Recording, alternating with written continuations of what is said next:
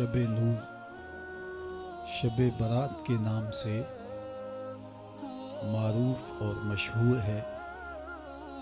اس بابرکت شب کے دامن میں اتنی برکتیں اور اتنی رحمتیں ہیں کہ اللہ جل شانہ گناہ گاروں کو جہنم کی آگ سے آزاد فرما دیتا ہے۔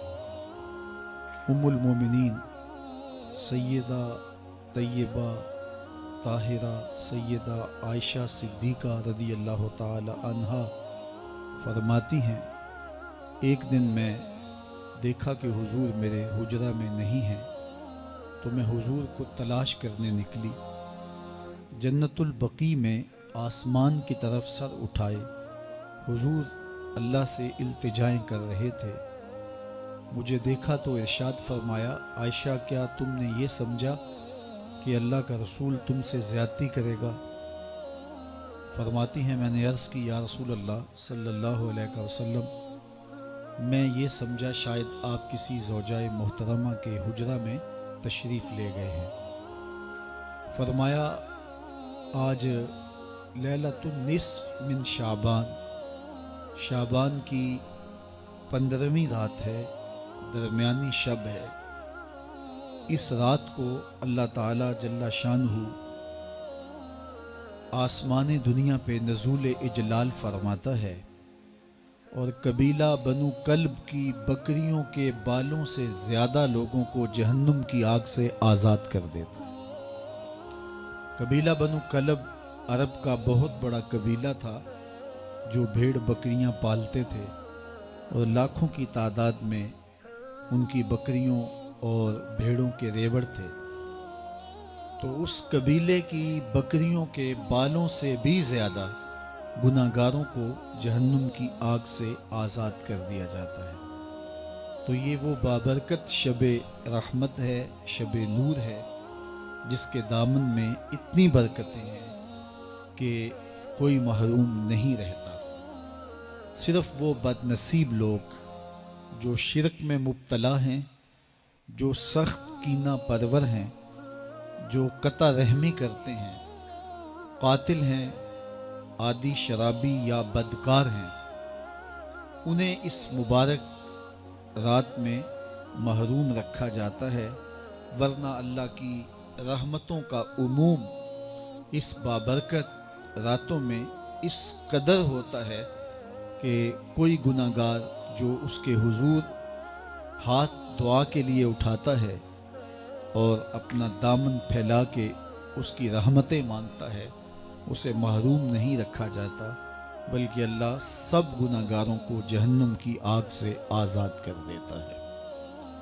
ایک روایت میں آتا ہے کہ اللہ لیلۃ النصف من شعبان، شعبان کی 15ویں رات کو آسمان دنیا پہ اپنی رحمتوں سے جلوہ گر ہوتا ہے اور فرماتا ہے کوئی رزق مانگنے والا، میں اس کی جھولیاں بھر دوں، ہے کوئی مغفرت طلب کرنے والا، میں اس کے گناہ معاف کر دوں، ہے کوئی مجھ سے عافیت مانگنے والا، میں اس کو عافیتوں سے نواز دوں، ہے کوئی فلاں چیز مانگنے والا، ہے کوئی فلاں چیز مانگنے والا، اس کی رحمتیں آواز دیتی ہیں اور یہ آواز غروب آفتاب سے لے کر کے طلوع فجر تک مسلسل بندوں کو دی جاتی ہے، اور بندے اس کے حضور اگر دست طلب دراز کریں، اپنی جھولی پھیلائیں، تو اللہ تعالیٰ ان کو ان کے مانگنے سے بھی زیادہ عطا فرماتا ہے۔ اس امت کو اللہ تعالیٰ نے اس طرح کی راتیں دے کر کے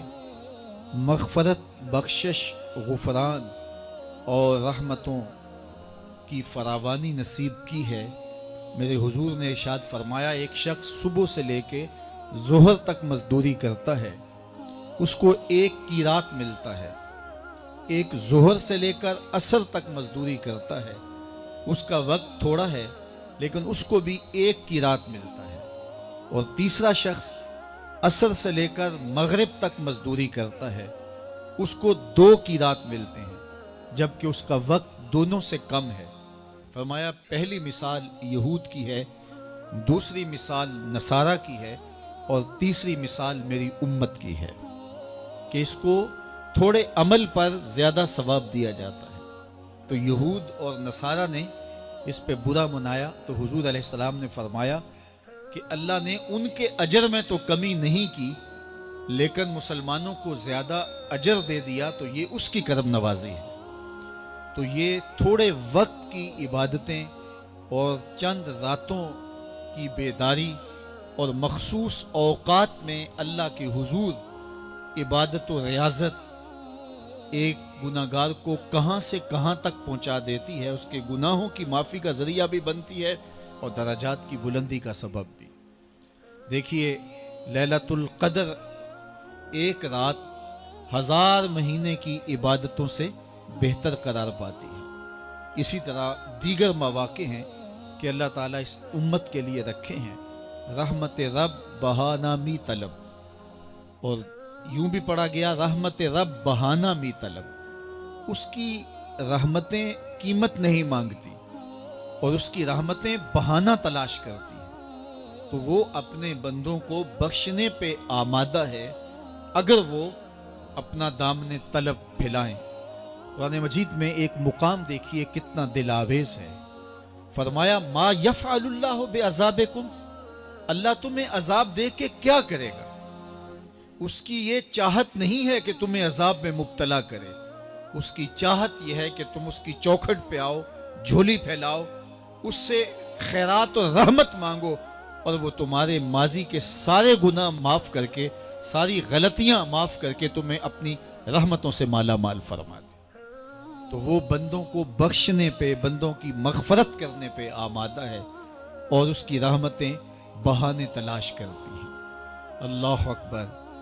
اور دوسری جانب اس کے بندے، اس کے مملوک، اس کی مخلوق، اور مخلوق کی گناہگار اور نیکوکار اس کی رحمتوں کے طالب ہوتے ہیں، بلکہ وہ گناہ کرنے کے بعد جب معافی مانگتے ہیں تو اللہ کو یہ معافی بہت پسند ہے۔ معافی مانگنا، اس کے حضور اپنے دامن کو پھیلانا، وہ اس کو بہت زیادہ محبوب ہے۔ انسان کی فطرت کے اندر گناہ رکھا گیا ہے، آگ، ہوا، مٹی، پانی، یہ ان 4 چیزوں کا مرکب ہے۔ اس کے جو عناصر ہیں اس میں کبھی اعتدال قائم نہیں رہتا اور اس سے گناہ سرزد ہو جاتے ہیں۔ گناہ کرنے کے بعد بندے کا اس گناہ پہ اصرار کرنا، اڑ جانا، ضد کرنا، توبہ نہ کرنا، اللہ کو یہ پسند نہیں۔ لیکن اگر اس سے گناہ سرزد ہو جائے تو پھر وہ توبہ کر لے تو اللہ کو یہ بہت زیادہ پسند ہے۔ جو اس سے ہو سکے نیکی وہ اللہ کے حضور پیش